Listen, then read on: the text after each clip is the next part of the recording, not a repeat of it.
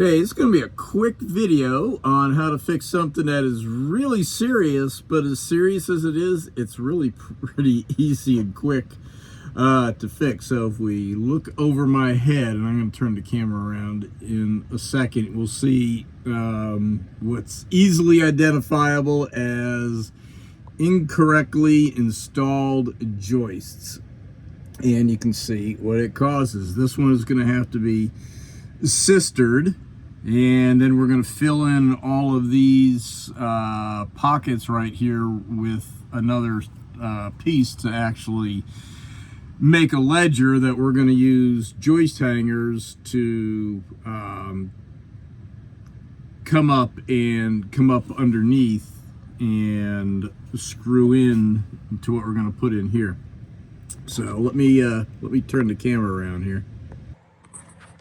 Okay, well, it's super tight in here, so I won't really be able to film as I do it, but I'll show the steps before and after. So anyhow, you can see you never do this, and you never do this. If you're going to have a ledger, the whole joist needs to be sitting on top of it, which means this beam would have to be much bigger. And again, these were 80s houses during a building boom in the metro Atlanta area, and pretty much any idiot with a pickup truck and a hammer was a contractor, and even worse than that if they had a circular saw.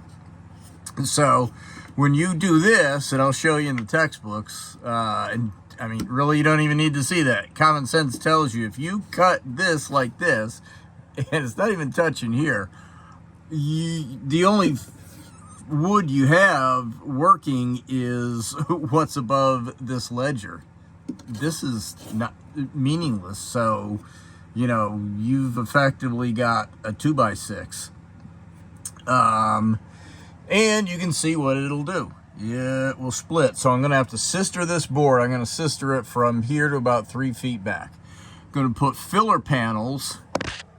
Now I've already cut, so I would strongly suggest, cutting these first. Cut a bunch of them, because just to fix one joist, you're going to have to have a filler panel on both sides to fix one joist. And where's my joist hangers? Okay, and so then, now this one here will get a double because of the sister board.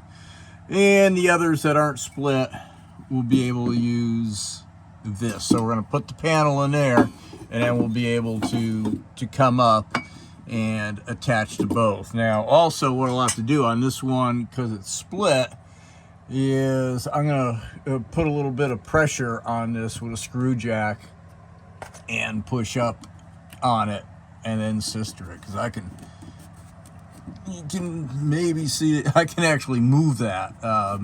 So again, it's split all the way back to there. This almost isn't even here, and it did cause problems that went all the way up. This is a 2-story house, and in this area, up on, well, counting the basement, you know, it's like 3 floors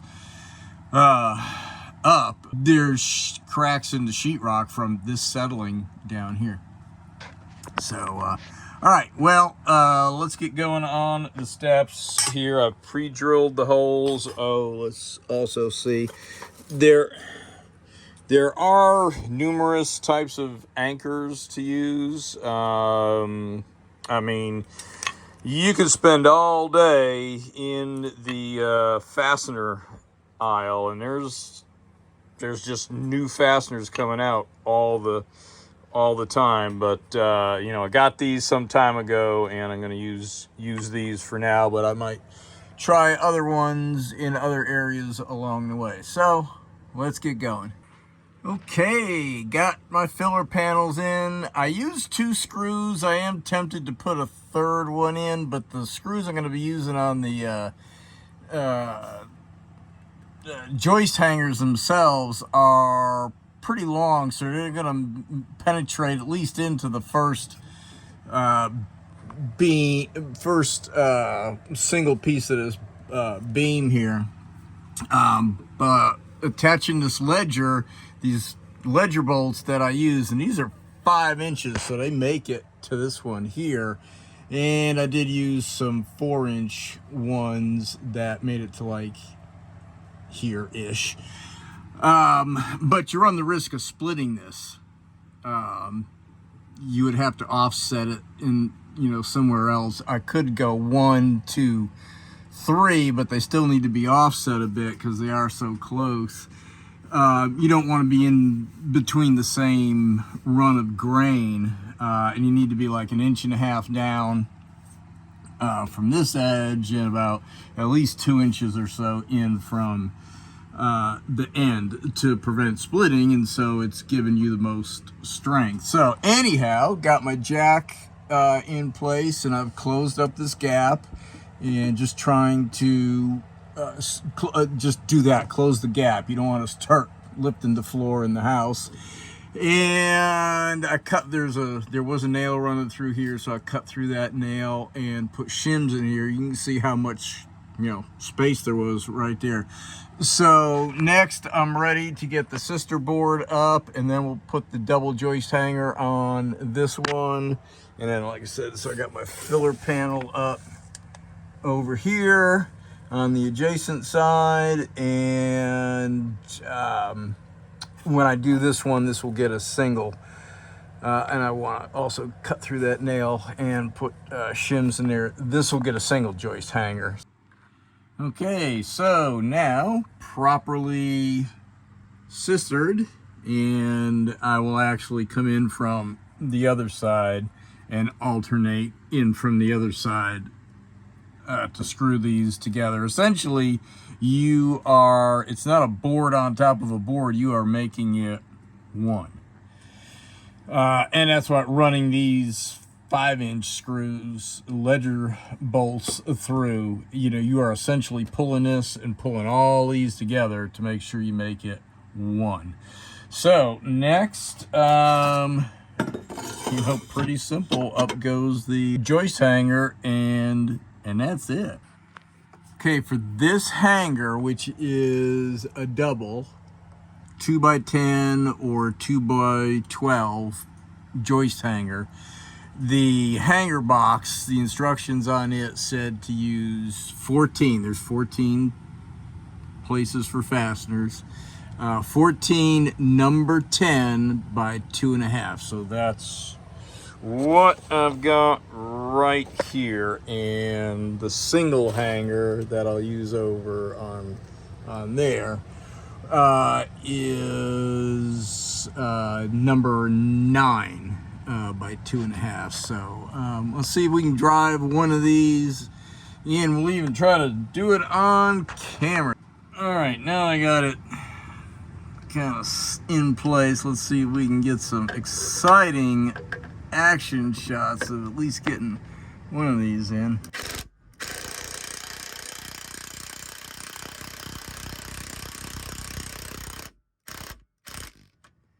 Wow, isn't that exciting? All right, so it's kind of lather, rinse, and repeat for the rest on both sides, and that's it.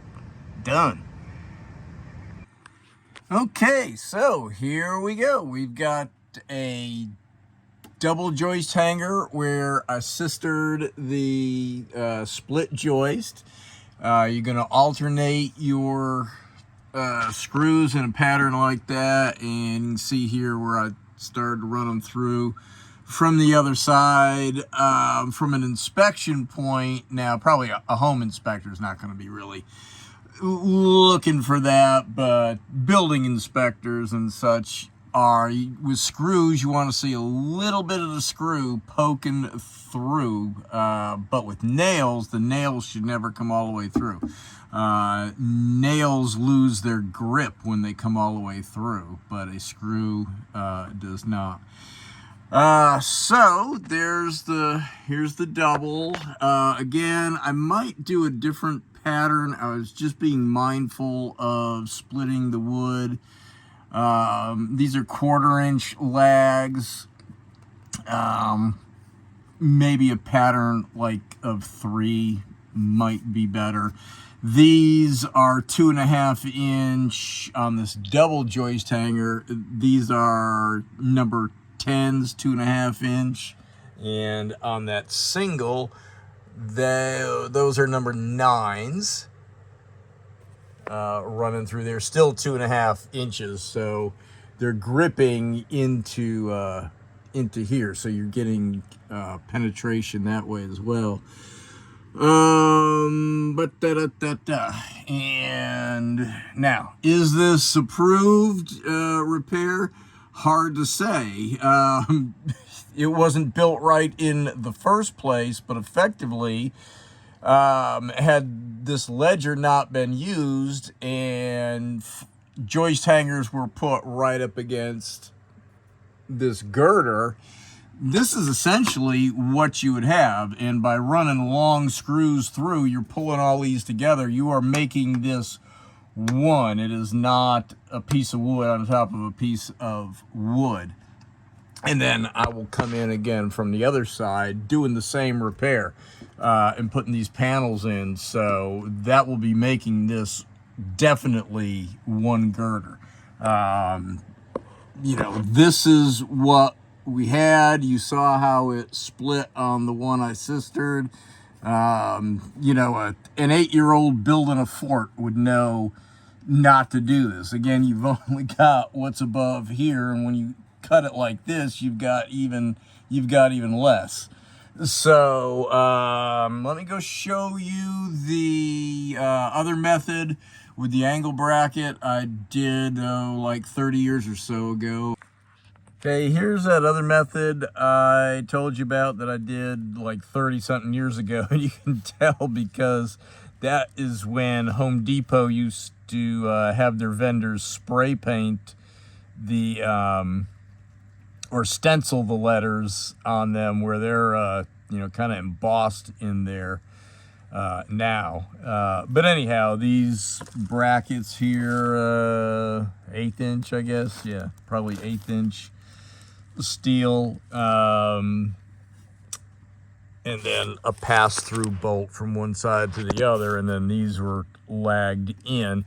Here's some of the books I mentioned earlier. This was one of my dad's books, and in fact, there's one of his notes there. And this section right here is common causes of joist failure, and each one of these little paragraphs references the pictures here, and this is essentially what I've got in my house, and that is one of the ways to not do something. Let's see, do we have any more on here? Now let's go over this other book here, which is this one here. And we can see it's the same thing. This is a top view. The joists are lapped up over the top. And, you know, going back to this one, this is what you should have. And like I said, my dad had this note here, best way to place joist. This is what should have been done. If you're going to have a ledger board like that, but it's just going to mean you're going to have a really tall beam, and then you're going to have a space above the joists or above the beam for your subfloor. So the load is here and here, not like this where it's just going to split that wood. And back over to this book. So this is showing pretty much the same thing or a different version of the same thing where they're banded together here. Instead of overlapped, they're butted up. And let's see, do we have anything else in here? No, that's pretty much it. So, okay, well, hope you enjoyed this short video on how to repair damaged, improperly installed floor joists. If you did, go ahead and take your joist hanger and lay it over your like and subscribe button. Grab your impact and press down on that like and subscribe button. Please comment and share, and I will see you on the next one. Thank you.